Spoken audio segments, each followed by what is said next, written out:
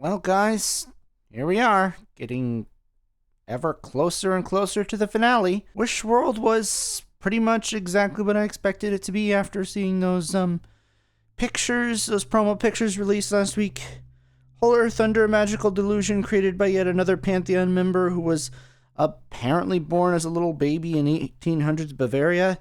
How does that work exactly? Does that mean all the so-called gods of the Pantheon were born as normal people and became something else? Or was he born that way from normal people, but he is unusual? If so, how? How does any of this make sense? Guess it's not good to think about it too much. Speaking of thinking about things too much, the Ronnie turning those people into leaves, ducks, and owls. At first I thought that was a little strange, and then I remembered the Ronnie's very first story where she turns a guy into a tree, and I thought, okay, it's not that out of character, but how did she do it? This is Doctor Who, not Once Upon a Time. I wish that they would explain things at least a little bit. Doctor Who science doesn't have to make sense, but I like it to have a line every now and then, otherwise it just seems random. As with most episodes of the season overall, though, I gotta be honest, I didn't love it, but I didn't really dislike it either necessarily. It's an interesting concept, if not the most original. It felt kind of like Lie of the Land from Series 10 combined with WandaVision in a way, but when you're doing something so similar to something else that came before, that doesn't necessarily make it bad. You just need to do something new with it, and it didn't really feel like it did do anything new with it. It just felt like kind of derivative. You know, former companion starts to remember. Other people start to remember. They form a rebel group.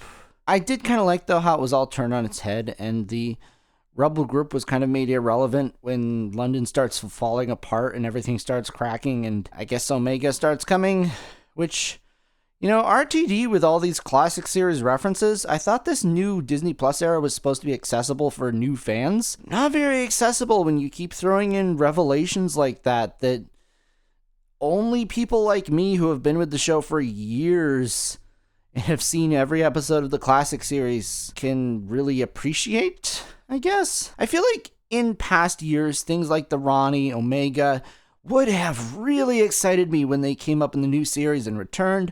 I just feel like the writing has been so mediocre lately. The messaging is just so shoehorned in. I don't trust them to do it right.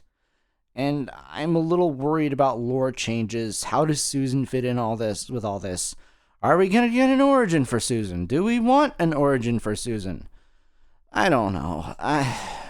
Hopefully it'll be good. And in regards to the messaging, it was really shoehorned in this episode with the disabled people being like, oh, I guess we can remember because Conrad is one of those people who doesn't see people like us. Don't know how that makes sense. He has to be thinking about everybody as he's spreading these lies? What? What? I don't know.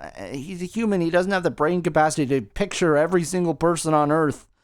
And why is it only the disabled people he's forgetting? I don't know. It just felt really shoehorned in. I'm not saying it's not a problem, and there are people in the world who do not see people like that maybe should see and help them, but this ain't the way to go about spreading that message. A lot of this isn't the way. A lot of writers these days tend to throw in messages and force them into a story in ways that just annoy people, and that doesn't do anybody any good because you're not convincing anybody with it. You're just preaching to the people who already agree with you, and it doesn't work. I'm sorry. It just doesn't work that way. It can work sometimes if you tell a compelling story that will change people's hearts and play with their emotions, but these shoehorned in messages don't play with people's emotions. I'm sorry. On the plus side, I really do like Archie Punjabi and Anita Dobson as the Ronnies. Not sure why Mrs. Flood is being so subservient, but she really doesn't seem to like it. I do wonder if she's going to portray herself in the end of the next episode somehow. Also, I would have liked the Doctor to have remembered a little earlier so that we could have gotten more interaction between him and the Ronnie, more banter and stuff, but I guess that's for the next episode, if it doesn't get overtaken by Omega. Also, about this episode, what is this Space Babies connection? Why is Poppy here? Why can't we just forget the second worst episode of RTD2 so far? And speaking of another bad episode, why do we have to have Rogue back? Can't we just forget that one too? I feel like the show is just at a really weird place right now where it has a lot of makings of being really great, but it just doesn't fit together somehow. On another plus side, I did like the production design, especially the Ronnie's Palace. Looked great with that giant seal of Rassilon there. I really liked that.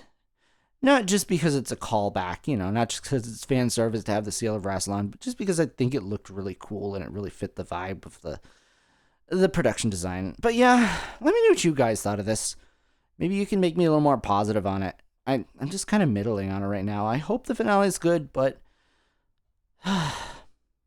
track record, not really hoping for much. We've got yet another instance of everything's falling apart. Everything's kind of destroyed. We gotta have a reset button.